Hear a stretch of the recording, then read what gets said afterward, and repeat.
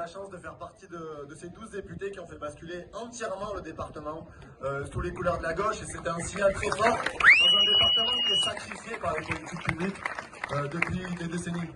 Moi je suis un ancien cheminot, syndicaliste à la CGT, donc effectivement un sujet qui me tient particulièrement à cœur, ce sera la question du ferroviaire, la question de l'accès au transport, du droit à la mobilité.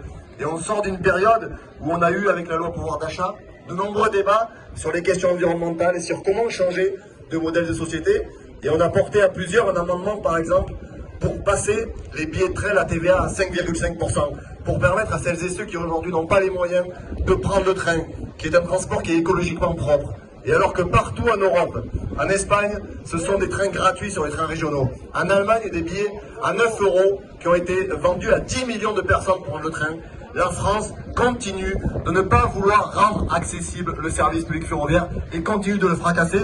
Et je déposerai certainement à la fin de l'année une proposition de loi pour renationaliser la SNCF et en faire un outil public. Et autre sujet qui me tient particulièrement à cœur, et on a malheureusement la chance de le vivre au quotidien, c'est 89 députés d'extrême droite qui sont aujourd'hui face à nous dans l'hémicycle.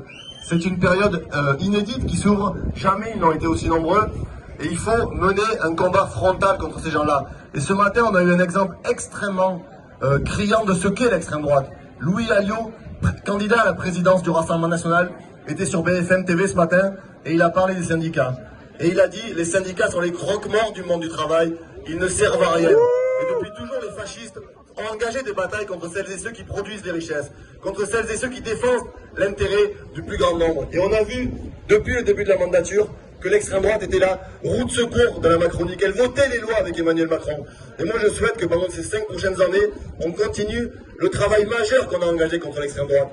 À la fois un travail de déconstruction pour expliquer que ces gens-là votent contre l'augmentation des salaires, votent contre la défense des services publics, ne veulent pas donner des moyens à l'hôpital public, contrairement à ce qu'il veut dire. Et il faudra partout aller sur le territoire, rencontrer les gens pour leur faire comprendre que non, ces gens-là ne vont pas apporter des réponses au quotidien. Ce sont les candidats, c'est le parti de l'argent, c'est le parti des plus riches de tout le temps dans l'histoire. Il a été du côté du capital, et sur ces premières semaines, il montre une nouvelle fois de plus qu'entre l'intérêt général et l'intérêt de celles et ceux qui ont de l'argent, qui profitent du système et qui se gavent sur le dos des autres, l'extrême droite est l'ennemi du peuple de ce pays, et nous devons le combattre jusqu'au bout.